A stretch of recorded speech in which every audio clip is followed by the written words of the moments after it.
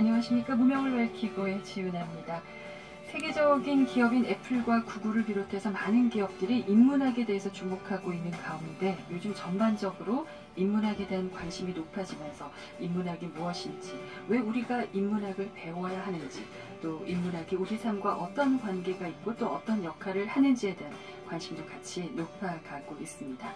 인문학 하면 인간의 언어, 문학, 예술, 철학, 역사 등 인간의 근원뿐만 아니라 인간 사상과 문화에 대해서 탐구하는 학문으로 알고 있는데요. 자, 이 인문학을 부산의 한 스님께서 직접 특강을 마련해서 대중들과 함께 공부하는 자리를 마련했다고 합니다. 자, 오늘 수요 초대석 시간에 모셔서 자세한 말씀 들어보겠습니다.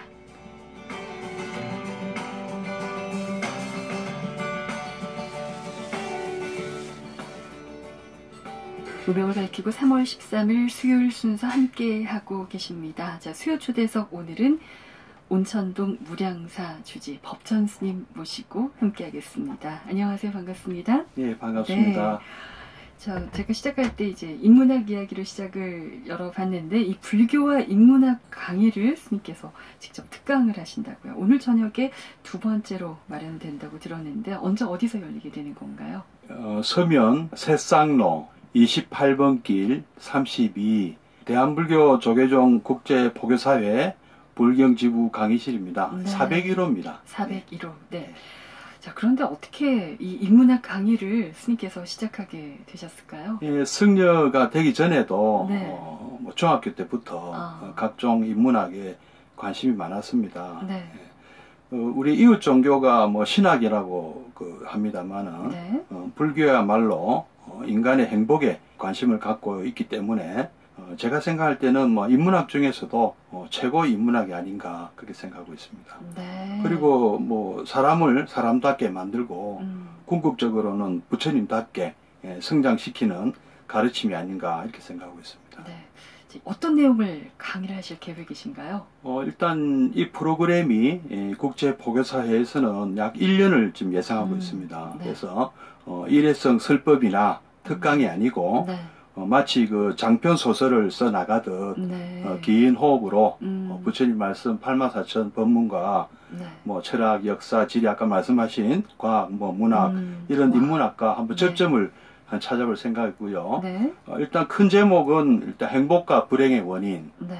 그리고 두 번째로는 어떻게 마음을 다스리고 어떻게 마음을 비울 것인가. 우리 건강기에 나오죠. 네. 응운하주, 운항복기심 이 제목 그대로 살려봤고요. 네. 기도와 명상과 수행은 무엇이며 어떻게 다른가. 그리고 조금 전에도 말씀하신 빌 게이츠나 네. 스티브 잡스 등 네. 서구의 지식인들은 왜 명상에 열광할까. 이런 제목으로 진행할까 합니다. 네. 많은 분들이 이렇게 좀 궁금해하는 그런 부분들인 것 같습니다. 행복과 불행의 원인, 정말 뭘까? 어떻게 마음을 좀 다스리고 어떻게 하면 좀 마음을 비울 수 있을까? 그리고 명상에 대해서, 수행에 대해서 이렇게 말씀을 해주시게 되는데 좀 쉽게 강의를 해주실 것 같아서 인문학에 대해서 그렇게 어렵지는 않을 것 같은 그런 생각이 드는데 함께 하시는 분들 뭐라고 하시던가요? 글쎄 뭐 첫 시간은 네. 뭐 몇 분 안 오셨고 네. 저도 좀 처음이라 버벅거렸습니다. 네. 자, 근데 이제 네. 제가 뭐 명상도 잘하고 수행도 잘해서가 아니고요. 네. 축구는 잘 못해도 우리 베트남의 박 감독님이죠. 네, 그분처럼 지도를 할 수 있거든요. 원리를 네. 말씀드리고 네. 그렇게 뭐 할까 생각합니다. 네. 강의가 열리는 국제포교사 부울경 지교와도 아주 인연이 있으시다고요? 제가 사실 영어는 잘 못합니다만은 일상적인 해안은 조금 할 수 있거든요. 근데 행자 시절에 산사를 찾아온 외국인들한테 불교에 대한 질문을 받고 제가 뭐 아는 게 없으니까 제대로 답을 못했습니다. 그때 제가 발언을 세우게 되었는데 네네. 궁극적으로는 한번 틴낙한 스님처럼 외국인들 대상으로 설법을 할 수 있는 정도의 영어 실력, 불교 실력을 갖추겠다라는 발언을 세웠거든요. 네. 그래서 이제 공부한 1년을 찾다 보니까 홍법사에서 국제포교사 양성가정 강의가 있다고 소개를 받았습니다. 네.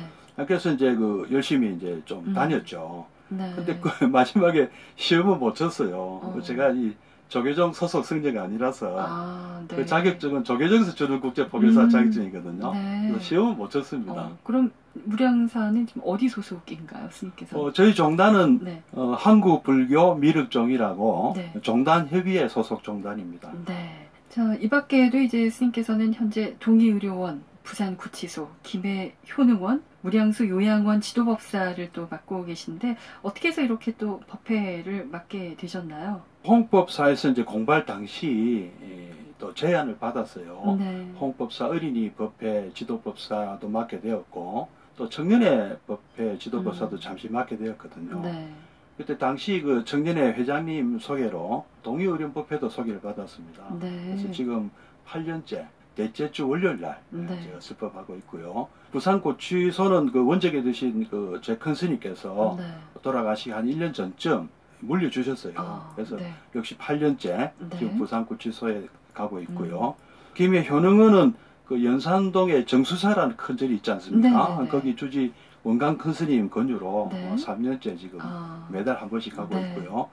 무량수 노인 요양은 바로 우리 절 바로 옆에 있습니다. 바로 옆이군요. 네. 그래서 그 이사장 큰 스님, 설례 큰 스님께서 도와달라고 하셔가지고 네. 지금 2년째 법회를 하고 있습니다. 각각 참 다른 곳들인데 주로 어떤 법문을 해주시는 건가요? 글쎄 뭐 사실 그 동래구 노인복지관도 옛날 갔었거든요. 네. 거기 뭐 약간 그 치매가 있으신 분들이고 네네. 그래서 그분들한테는 뭐 어려운 교리를 말씀드리도 뭐 알아듣지도 못하세요. 네네.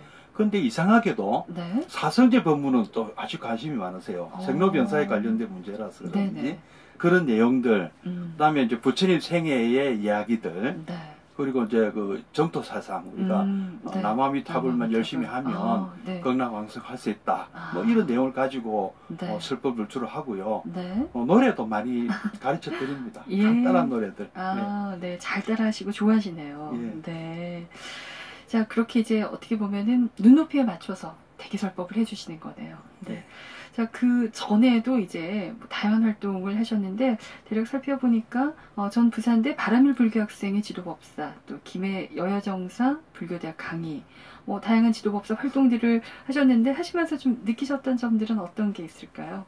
뭐 주로 제가 잘 할 수 있는 게 이 스토리텔링이거든요. 네. 그래서 뭐 인문학도 결국에 스토리텔링으로 저는 생각합니다. 네네. 그래서 재미있게 일단 네. 뭐 재미가 있어야 되니까 네. 재미있게 하는 게 제가 이제 저 나름대로 저도 잘 할 수 있고 네. 또 좋아들 하시거든요. 네. 부산대 뭐 불교 바람일 학생회는 뭐 제가 부산대학교 출신이다 보니까 네.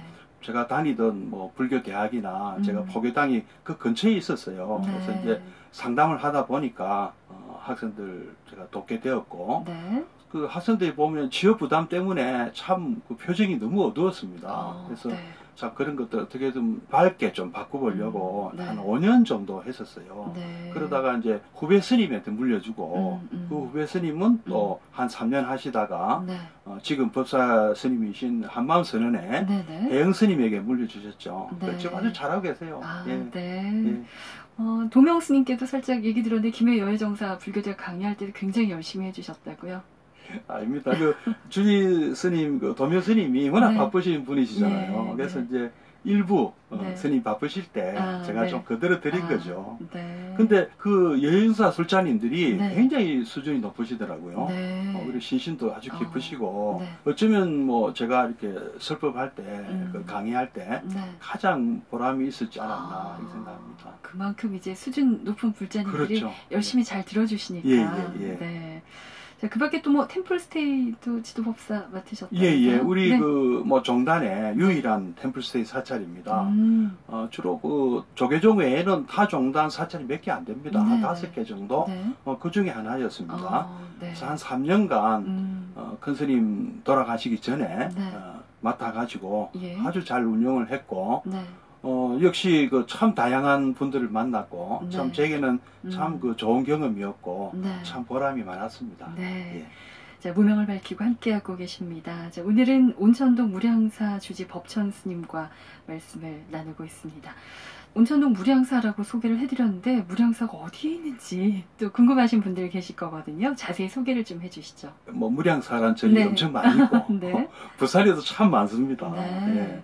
우리 이제 무량사는 네. 뭐 조그만 절입니다. 근데 이제 만덕 1터널 입구에 보면 네. 온천 이동에 금정말이라고 있습니다. 아, 네. 거기에 이제 무량수 노인 요양원이 있고요. 네. 그 옆에 잘 아실 겁니다. 연불 참 잘하셨던 만월당 성공 큰 스님이라고 네, 이분이 이제 돌아가시기 네. 전에 예. 약 한 8년 정도 전에 창건을 하셨습니다. 네. 저는 뭐 한 5년째 지금 주석하고 있는 중이고요. 네. 뭐 3층 건물에 기아 지붕도 있고 아주 아담한 사찰입니다. 네. 제가 뭐 한 10여 년 또 도시 보배를 했거든요. 네네. 그래서 12년 동안 그렇게 오시는 불자님들하고 네. 또 무량사 창건일에 또 다니시던 불자님들 이렇게 합쳐가지고 네. 힘을 합쳐서 기도도 열심히 하시고 네. 정진하시는 보현행원 실천도량이다. 이렇게 말씀드릴 수 있습니다. 네. 저 금정마을 무량사 이렇게 표현해야지 더 잘 알아주실 그렇죠. 것 같아요. 그렇죠? 이 무량사에서는 현재 지금 어떤 기도 법회가 보행되고 있나요? 정기법회는 뭐 음력초하루 법회하고 네. 지장제일 정기법회 이렇게 하고 있고요. 네. 주로 이제 법회는 뭐 다른 제나 비슷합니다. 요즘은 이제 한글화로 많이 하고 있기 때문에 네. 한글로 법회가 진행되고요. 특징이 이제 30분 정도 화엄경 보현행원품이라든지 네. 법화경 관세음보살 보문품이라든지 불설 아미타경 또는 금강경 네. 돌아가면서 약 30분 정도 경전 네. 강독을 하고 있습니다. 네. 그리고 주로 화엄 사상과 네. 정토 사상에 입각해서 설명을 좀 드리고 있고 네. 또 그동안에 이제 공부 위주로 했다면 네. 이제는 그 불자님들께 실천할 수 있는 기회를 드리려고 합니다. 그래서 네. 무량사 보현봉사회라는 봉사단체를 지금 결성 중에 있습니다. 네. 그래서 아까 보현행원 실천도량 이렇게 소개를 해주셨거든요. 앞으로 이제 어떤 봉사활동을 계획하고 계신가요? 그거는 이제 제가 하고 싶다고 되는 게 아니고요. 네네. 우리 그 회원님들께서 네. 중의를 모아서 해 나갈 생각입니다. 네. 뭐 다행히 그 봉사활동의 전문가들도 몇 분 모셨거든요. 네. 그래서 전문가들 이끄시는 대로 네네. 저는 이렇게 뭐 제가 할 수 있는 역할은 도와드리는 역할이죠. 네. 네, 금정마을 무량사 주지 법천스님. 근데 이 법천스님 이력이 참 이채롭다. 제가 이렇게 좀 표현해야 될 것 같은데, 부산의 이제 경남고등학교, 부산대 무역학과를 졸업해서 대기업의 해외 영업도 하셨고, 또 증권회사 지점장까지 하신 걸로 그렇게 이제 이력을 알고 있는데, 어떻게 해서 이 출가의 길을 걷게 되셨는지 참 궁금합니다. 참. 뭐 한마디로 뭐 네. 쫄딱 망했습니다. IMF 사태로 명예퇴직하고 증권회사에 이제 계약직 투자 상담사로도 근무했지만 뭐 결국에는 그 뭐 보증을 좀 잘못 썼다 이렇게 말씀드리고 있겠네요. 네. 그래서 그에게 빚을 좀 많게 돼서 결국에는 이제 제가 감당할 수 없는 수준에 이르러서 네. 가정 파탄도 일어나고 어쩔 수 없이 그 이산 가족이 다 돼버렸습니다. 네. 그래서 이제 그 뭐 찜질방이나 뭐 주유소 그때만 해도 대학생 알바들이 주로 있던 시절인데 제가 나이 들어 주유소 알바도 하고요. 그러셨군요. 개인 가입가도 해보고 뭐 이러다가 제가 다니는 그 사찰에 주지스님께서 한번 출가를 해보는 게 어떠냐. 그래서 저도 뭐 마침 개인 가입도 잘 안 되더라고요. 그래서 뭐 그렇게 출가하게 되었습니다. 네. 많은 분들이 이제 IMF 하면 그 시절을 지나온 분들은 대략 IMF 뭐 이 글자만 들어도 그 상황이 그대로 머리에 떠오르면서 어떤 상황이었는지 시대적 상황을 알 수 있고요. 또 잘 모르는 젊은 이제 층들은 얼마 전에 이제 뭐 국가부도의 날인가요? 그 영화를 보면서 IMF가 이랬나? 그 전설로만 듣던 IMF 조금이라도 이해할 수가 있는데 지금 바로 그 IMF 상황을 말씀을 주셨거든요. 그렇게 해서 어떻게 보면 인연이라면 인연으로 출가를 하시게 됐는데, 자, 출가해서 내가 좀 어떻게 뭐 살고 싶다, 어떤 스님이 되겠다, 어떤 원을 세우셨나요? 그때 스스로 막 목숨을 끊는 것도 한번 생각해 봤거든요. 근데 죽는 것도 쉽지 않더라고요. 사는 것도 쉽지 않고. 그래서 이제 이게 도대체 어떻게 해야 되는지 정말 그 길 모르고 방황한다 하는 것이 딱 맞는 그런 상황이었거든요. 그래서 한번 원도 그렇게 세운 거죠. 제가 이제 기도 도중에 이렇게 관세음보살 정근을 하면서 느꼈습니다. 부처님께서 어느새 제 그 문제를 다 해결해 주셨고요. 정근하는 도중에 그런 생각을 했어요. 그러면 이제부터 내가 나와 똑같은 상황에 놓인 사람들을 도와줘야 되는 것이 아니냐. 네. 어려우면 관세음보살을 찾으라는 의미가 네. 관세음보살 보문품의 가르침의 의미가 바로 네가 관세음보살 되라는 것이다. 네. 이렇게 저는 받아들이게 되었습니다. 네. 그래서 저처럼 뭐 길 모르고 방황하는 사람들, 구체적으로 뭐 교도소 뭐 수용자라든지 뭐 병원의 환자분들이라든지 네. 뭐 군인, 뭐 요양원의 어르신들, 그리고 뭐 여러 어린이, 학생, 외국인 이런 분들 뭐 한번 대상으로 한번 제가 포교 활동을 해보자 이런 연을 세웠죠. 예. 군부대 말고는 다 이런 사람입니다. 이제 그럼 군부대로 가시면 되겠네요. 템플스테이 할 때 그 공군 군인들이 왔었거든요. 뭐 그런 거 그까지 치면 다 된 겁니다. 자, 이렇게 뒤늦게 출가하시고 또 수행생활 하시면서 좀 느끼신 점이라면 어떤 걸까요? 글쎄 뭐 제가 수행생활이라고 하기에는 좀 부끄럽고요. 어쨌든 뭐 요즘 문제는 그 100세 시대잖아요. 네네. 그래서 이제 정년퇴직 후에 노후 대책이 다 문제입니다. 네, 그런데 저는 그때 뭐 어쩔 수 없이 사실은 그 출가의 길로 들어섰는데 지금 뭐 60 다 넘어서 이제 정년퇴직을 하는 친구들이라든지 뭐 변호사나 의사나 아직도 전문직에 근무하는 친구들은 좀 뭐 저를 부러워하는 것 같기도 합니다. 네. 저는 한번 죽은 사람이라 저는 쳤거든요. 그래서 뭐 이 지금 나머지 인생은 아쉬울 게 없는 뭐 덤 같은 인생이다 이렇게 생각합니다. 그래서 한번 부처님 시키시는 대로 한번 보현행은 실천해보고 또 널리 또 전법하고 저는 정말 복받은 인생이 아닌가 이렇게 생각하고 있습니다. 네, 자, 이런 이 이력 때문에 이제 신도들이나 일반인들에게 좀 해주실 얘기가 참 많으실 것 같아요. 주로 어떤 내용들 좀 많이 들려주시는지 또 불자들은 어떤 점을 좀 궁금해하고 또 물어오는지도 궁금하네요. 제가 뭐 SNS에 올리는 글들이 좀 있었습니다. 그 글을 보고 어떤 분이 전화가 왔어요. 지금 지하철에 뭐 뛰어내리려고 가는 중인데 스님 글을 보고 전화번호가 제가 마침 적어놨어요. 혹시 이런 분들 전화하고 싶으면 하시라고 제가 넣었는데 그거 보고 전화를 하셨더라고요.